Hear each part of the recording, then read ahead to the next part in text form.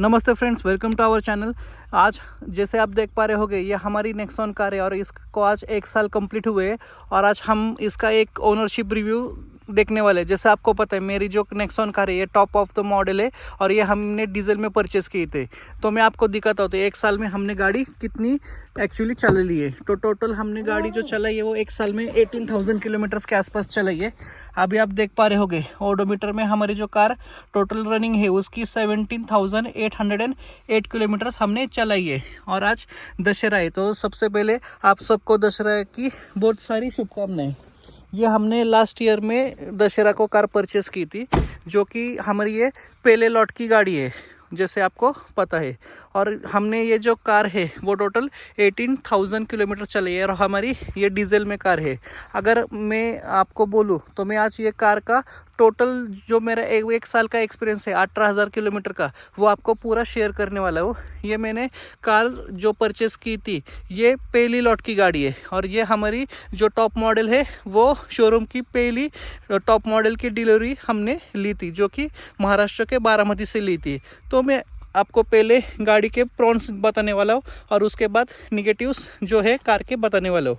तो अगर आप देखोगे तो किसी भी एंगल से आज 1 साल हो गए गाड़ी को, लेकिन डिज़ाइन के मामले में आपको ये किसी भी प्रकार से ओल्ड स्कूल डिज़ाइन नहीं लगेगी, आपको ये फ्यूचरिस्टिक ही डिज़ाइन लगेगी। और अभी तो नेक्सॉन का रिसेंटली CNG का ऑप्शन भी उन्होंने दे दिया है, जो कि टर्बो इंजन के साथ आता है। अगर हम बात करें तो उसका परफॉर्मेंस भी लोग बोल रहे हैं कि डीजल के जैसा ही है। जैसे हमें डीजल में टॉर्क मिलता है उसी तरह हमें CNG में भी पावर मिल रही है। तो अगर आपको नेक्सॉन आज के दिन में परचेस करनी है तो आपको CNG, पेट्रोल, डीजल, इलेक्ट्रिक चारों ऑप्शन है और इसके वेरिएंट्स भी बहुत ज़्यादा अभी मार्केट में अवेलेबल हो गए। यह हमारा फेयरलेस विद सनरूफ वाला मॉडल है, जो कि टॉप मॉडल से थोड़ा सा नीचे आता है।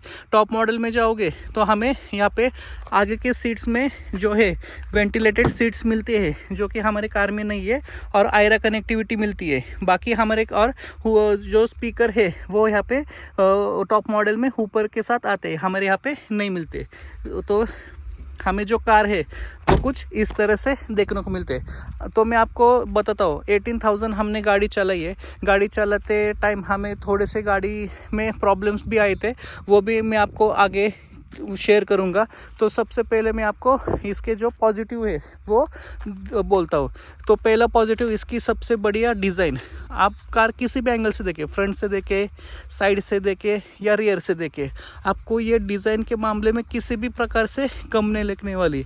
1 साल कार को हुए, अभी रिसेंटली महिंद्रा की XUV 3XO भी आई है, लेकिन उसके कंपैरिजन में इसकी डिज़ाइन बहुत ही बढ़िया है। और सब 4 मीटर में आप अगर जाओगे तो इसकी डिज़ाइन लैंग्वेज अंदर से भी और बाहर से भी एकदम शानदार निकल के आते हैं। किसी भी प्रकार से आपको ऐसा महसूस नहीं होती कि यहाँ पे आपको ये डिज़ाइन जो है वो नहीं, क्या थोड़ी सी पुरानी लगेगी।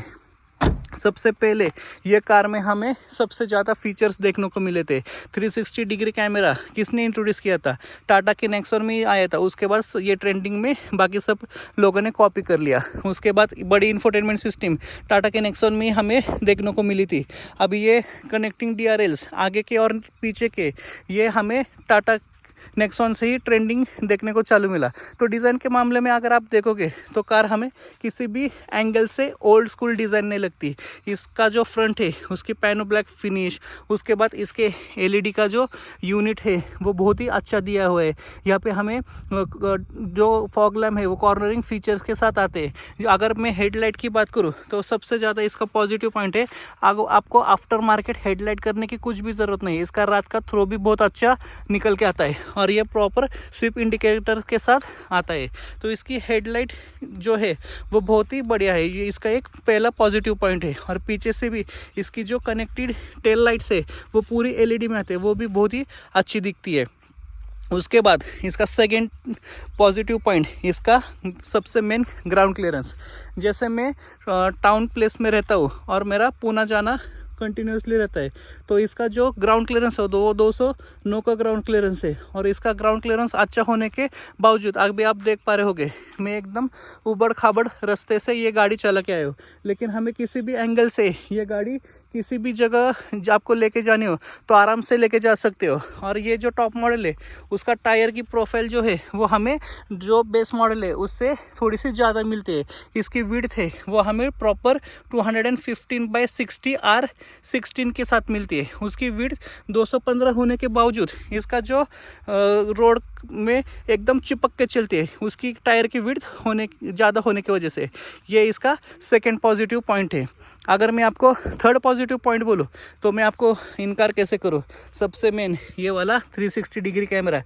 यहाँ पे एक कैमरा है आगे वाला, यहाँ पे कैमरा है और पीछे कैमरा है। गाड़ी में हमें टोटल 4 कैमरेस मिलते हैं जो कि पूरी कार को सराउंडेड करते हैं। और इसका जो 3D व्यू निकल के आता है और उसके साथ कैमरा की जो क्वालिटी है वो एक नंबर कैमरा की क्वालिटी है। अभी हमें दूसरे कार में इसकी कैमरा जैसी क्वालिटी देखने को मिलती, लेकिन ये ट्रेंड किसने चालू किया था? टाटा ने नेक्सॉन में इंट्रोड्यूस करने के बाद सबने अपना कैमरा जो है वो अपग्रेड किया और इसकी क्वालिटी कैमरा की बहुत ही अच्छी है। ये इसका थर्ड पॉजिटिव पॉइंट है। उसके बाद अगर आप बात करोगे तो इसके नीचे जो इंजन है डीजल इंजन वो सबसे बेस्ट इंजन है। हमें अगर पावर चाहिए तो हमें पावर भी मिलती है, अगर आपको एवरेज चाहिए तो इसमें एवरेज भी मिलता है, और आपको एकदम आराम से क्रूज़ करना है तो आप आराम से क्रूज़ भी कर सकते हो। मैंने इस में से 28 to 29 किलोमीटर का एवरेज 80 to 100 स्पीड पे निकाला है। इसका मैंने एक शॉर्ट वीडियो भी डाला हुआ है यूट्यूब चैनल पे, अगर आपने वो देखा नहीं होगा तो वो देख लो। मैं कार को किसी भी स्पीड पे चलाऊँ तो 20 से नीचे किसी भी एंगल से इसका एवरेज जो है वो आता नहीं है। मैंने बोला मैं टाउन में रहता हूँ तो मुझे ये 20 के नीचे अब तक इसने एवरेज ही नहीं है। कभी कभार 17-18 का देती है, नहीं तो उसका मान के चलो 80% एवरेज जो है मुझे 20 के MPL के आगे ही मिलता है। और डीजल इंजन इसका नॉइज़ी है आप सब बोलते हो, लेकिन हाँ इसका डीजल इंजन नॉइज़ी है, लेकिन अगर आप उसको 2500 2300 या 3000 RPM के ऊपर चलाओगे और एकदम रफली चलाओगे वो उसके बाद वो डीजल इंजन है वो नॉइस प्रोड्यूस करता है। और अगर आप डीजल कार कर रहे हो चला रहे हो और आपको नॉइस आ रहा है तो एक बढ़िया बात है ना, क्योंकि डीजल इंजन की खासियत है नॉइस प्रोड्यूस करना। और इसका सबसे मेन जो कि जैसे हम इंटीरियर में जाते हैं, इंटीरियर में आने के बाद देखो टाटा ने क्या कमाल की चीज़ की है। पहले अगर आपने ब्लैक एडिशन लिया तो ही आपको ये पूरा इंटीरियर जो है वो ब्लैक मिलता था, लेकिन नेक्सॉन के टॉप मॉडल में आपको ये ब्लैक इंटीरियर मिलता ही मिलता है। अगर आपने ड्यूल मॉडल लिया है तो पीछे से बाहर और आगे से बाहर से वाइट और आगे से ब्लैक आपको ये कार मिलती है। मैं आपको ऑन करके दिखाता हूँ। इसका जो इंफोटेनमेंट सिस्टम है वो सबसे मेन बात है इंटीरियर की, जो कि हमें इसका 5th पॉजिटिव पॉइंट बताती है। ये 12.2 की इंफोटेनमेंट सिस्टम है और ये डिजिटल इंफोटेनमेंट सिस्टम यहाँ पे भी मिलता है क्लस्टर में, जहाँ से हम व्यू भी चेंज करते हैं। ये 1 नंबर की डायल, ये 2 नंबर की डायल यहाँ पे आ गई और ये 3 नंबर की डायल यहाँ पे आ गए, तो हमें यहाँ पे 3 डायल्स मिलते हैं। और इसका जो साउंड क्वालिटी है वो बहुत ही शानदार निकल के आता है। उसके साथ हमें यहाँ पे एसी भी बहुत पावरफुल मिलता है और एक्सप्रेस कूल फंक्शन के साथ यहाँ पे हमें एसी जो है वो दिया हुआ है। और यहाँ पे हमें एक सनरूफ भी दिया है, वो इसका पॉजिटिव पॉइंट और एक है। और इसका जो रियर कंफर्ट और आगे वाला कंफर्ट है वो बहुत ही अच्छा है। उसके साथ हमें यहाँ पे वायरलेस चार्जर भी दिया हुआ है जो कि सेगमेंट फर्स्ट है। यहाँ पे हमें नेक्सॉन से ही वायरलेस चार्जर जो है वो देखने को मिला था। तो यहाँ इसमें तो मैंने आपको इसके जो पॉजिटिव पॉइंट्स है वो बोल दिए। अभी आपको मैं इसके नेगेटिव पॉइंट्स जो है वो बोल देता हूँ। नेगेटिव पॉइंट्स की बात करें तो मैंने अभी बताया ये 12.2 का इंफोटेनमेंट सिस्टम है वो बहुत ही शानदार है, लेकिन ये हैंग भी होता है। हैंग होता है यानी अगर आप कभी कभी इसको एप्पल कारप्ले कनेक्ट किए हुए तो ये बीच में से ही आप एप्पल कारप्ले है वो निकल के जाता है, वो डायरेक्टली ये स्क्रीन है वो ब्लैक हो जाती है। ये इसका सबसे मेन निगेटिव पॉइंट है। मैंने इसको 2-3 बार शोरूम में भी दिखाया था, लेकिन शोरूम में दिखाने के बाद उन्होंने सॉफ्टवेयर जो है इसका वो अपडेट भी किया था। उसके बाद उन्होंने जो है उसका एक सेंसर भी चेंज किया था, लेकिन इसका जो प्रॉब्लम है वो बार बार आता है। लेकिन मैंने एक नोटिस किया, ये एप्पल कार प्ले के साथ ही होता है। अगर मैं एंड्रॉयड इसका यूज़ करता हूँ तो एंड्रॉयड में किसी भी प्रकार का मुझे ये लैग जो है इंफोटेनमेंट सिस्टम में मिलता नहीं है। और ये मैंने दूसरी कार में भी मैसेज किया है। इंफोटेनमेंट सिस्टम स्कॉर्पियो एन जो रिसेंटली लॉन्च हुए उसमें भी सेम है, उसका भी हैंग होता है इंफोटेनमेंट सिस्टम, लेकिन नेक्सॉन का उसके कंपैरिजन में थोड़ा सा ज़्यादा होता है। सबसे मेन बात ये नेगेटिव पॉइंट है। लेकिन अभी जो मॉडल आए हुए हैं इसके, उसमें ये लैगिनेस नहीं है। देखो ये कैमरा दिखाता हूँ मैं आपको। अभी मैं कार पीछे ले रहा हूँ तो इसका कैमरा सबसे अच्छा है। ये सेगमेंट में इंट्रोड्यूस टाटा की तरफ से ही आया था, उसके बाद सब कार्स ने यहाँ पे जो है चालू किया इतना हाई क्वालिटी देना। उसके बाद इसका सेकंड नेगेटिव पॉइंट मैं आपको बताता हूँ। ये जो स्पीडोमीटर की स्क्रीन आप देख रहे हो, ये बीच में ही इसका जो स्क्रीन है वो ब्लैक हो जाता है। मुझे पता नहीं अभी इसमें क्या प्रॉब्लम आ रही है, लेकिन रिसेंटली इसका जो स्पीडोमीटर है वो डायरेक्टली ब्लैक हो रहा है, यानी इसका जो स्क्रीन में जो स्पीडोमीटर के डायल दिख रहे हैं वो डायरेक्टली जा रहे हैं। अभी मुझे पता नहीं इसका क्या प्रॉब्लम है। उसके बाद इसका सबसे मेन थर्ड नेगेटिव पॉइंट है। एक बार मैं सोलापुर जा रहा था और मैंने मेरी गाड़ी जो है वो बाय डिफ़ॉल्ट सिटी पे ही चल रही थी। मैंने स्पोर्ट्स जैसे मैं अभी स्पोर्ट डाल रहा हूँ, इको डाल रहा हूँ, ये देखो इकोनॉमी ड्राइव एक्टिवेट हो गया। स्पोर्ट्स ड्राइव मैंने डाला, स्पोर्ट्स ड्राइव मोड एक्टिवेट हो गया। लेकिन उस टाइम क्या हो रहा था, मैं उसको स्पोर्ट्स मोड में भी कार डाल रहा था, लेकिन वो बाय डिफ़ॉल्ट स्पोर्ट्स मोड में कार ही नहीं जा रही थी। मुझे पता नहीं क्या प्रॉब्लम होता, लेकिन वो नहीं जा रही थी। उसके बाद मैं जब घर आया, घर आने के बाद मैंने मेरे मैकेनिक को फ़ोन किया, शोरूम में फ़ोन किया, तो वो मुझे बोले कि सर आप जो है वो कार की बैटरी एक बार छोड़ के फिर से लगाओ, आपका जो प्रॉब्लम गाड़ी में आए हो, एक प्रकार का ग्लिच उन्होंने बोला था, सॉफ्टवेयर का ग्लिच, वो निकल जाएगा।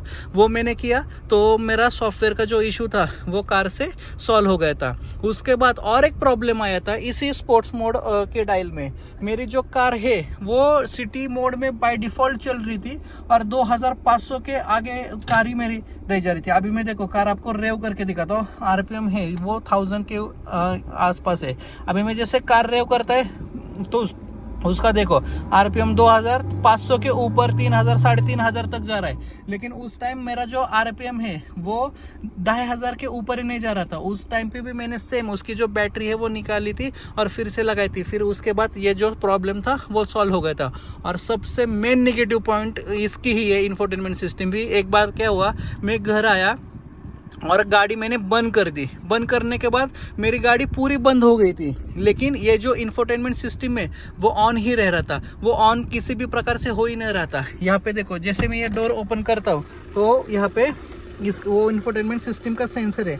हमने जैसे डोर ओपन किया और अगर हमारी गाड़ी बंद है तो ये इंफोटेनमेंट सिस्टम बाय डिफ़ॉल्ट बंद हो जाता है, लेकिन ये बंद ही नहीं हो रहा था। तो मैंने शोरूम को कॉल किया तो उस टाइम भी मुझे बोले कि वो आप बैटरी जो है वो छोड़ दो, उसके बाद आपका जो इंफोटेनमेंट सिस्टम है वो फिर से ऑन हो जाएगा। इसके बाद मैंने बैटरी जो है निकाल ली और फिर से जोड़ दी तो मेरा इंफोटेनमेंट सिस्टम चालू हो गया। लेकिन मैं अगले दिन शोरूम में गया और शोरूम में जाने के बाद उन्होंने खाली ये जो सेंसर है वो सेंसर यहाँ से चेंज किया और मेरा जो इंफोटेनमेंट सिस्टम का प्रॉब्लम है सॉल्व हो गया। ये मेरा 6 मंथ्स पहले प्रॉब्लम हुआ था। उसके बाद कुछ भी प्रॉब्लम मेरा जो है कार में आया नहीं। तो अगर आप देखोगे तो कार में सबसे ज़्यादा जो प्रॉब्लम्स है वो सॉफ्टवेयर के रिगार्डिंग है। गाड़ी में किसी भी प्रकार का प्रॉब्लम गाड़ी के हैंडलिंग में या इंजन में किसी भी प्रकार का नहीं है। अगर आप देखोगे तो टेक्नोलॉजी जो कार में टाटा ने इंट्रोड्यूस की है वो नई आई हुई है। और अगर आप टेक्नोलॉजी का एक पार्ट साइड में रखोगे तो आपको किसी भी प्रकार का दूसरा जो गाड़ी में ग्लिच है वो नहीं है। तो अगर आप नेक्सॉन प्लान कर रहे हो तो आपको एक बहुत ही बढ़िया और शानदार गाड़ी जो है नेक्सॉन मिल जाएगी। जैसे मैंने आपको पहले ही वीडियो में के स्टार्टिंग में बताया, गाड़ी अभी आपको डीजल, पेट्रोल, CNG, EV 4 ही ऑप्शन के साथ अवेलेबल हो रहे हैं और उसकी जो वेरिएंट्स की रेंज है वो बहुत ही बढ़िया है। अगर आपको लेना है तो नेक्सॉन आपको आराम से 2 या 3 महीने के वेटिंग पीरियड में मिल जाती है। और सबसे मेन अभी इस नेक्सॉन में ऑफर भी चालू हुए हैं। जब मैंने कार परचेस की थी उसकी प्राइस और अभी की प्राइस जो मोटा मोटा 50 to 60,000 का डिफरेंस है, यानी 50 to 60,000 एक साल होने के बावजूद भी आपको कम मिलेगी। तो ये था मेरा ओनरशिप रिव्यू, जो मैंने एक साल गाड़ी चलाई है और उसमें मैंने 18,000 किलोमीटर्स अब तक चलाई है गाड़ी। अगर आपको भी नेक्सॉन गाड़ी लेना है तो मैं आपको सजेस्ट करूंगा, तो आप जो गाड़ी है वो नहीं क्या बिंदास ले लीजिए, क्योंकि जो प्रॉब्लम्स गाड़ी में आ रहे थे वो जो पहले बैच की जैसी गाड़ी है मेरी उसमें आ रहे थे। लेकिन रिसेंटली मेरे फैमिली में भी एक जन ने नेक्सॉन लिया टॉप मॉडल, उनको अभी 4 मंथ्स हुए, लेकिन उसमें किसी भी प्रकार का प्रॉब्लम नहीं है, उनका भी सेम डीजल का ही मॉडल है। अगर आपको गाड़ी लेनी है तो आप बिंदास आँख बंद करके ले सकते हो। और बाकी का मैंने आपको सब बता ही दिया है। जहाँ हमारे पास गाड़ी तो कंटिन्यू रहने वाली ही है, जैसे गाड़ी में कुछ प्रॉब्लम्स आती है या कुछ होता है तो मैं इसके रिगार्डिंग वीडियोस भी हमारे यूट्यूब चैनल में डालता रहता हूँ। अगर आपको ये वीडियो अच्छा लगा है, इन्फॉर्मेटिव लगा है, तो चैनल को लाइक कीजिए, सब्सक्राइब कीजिए और ऐसे वीडियो देखने के लिए स्टे ऑन रहिए। Thank you so much for watching this video.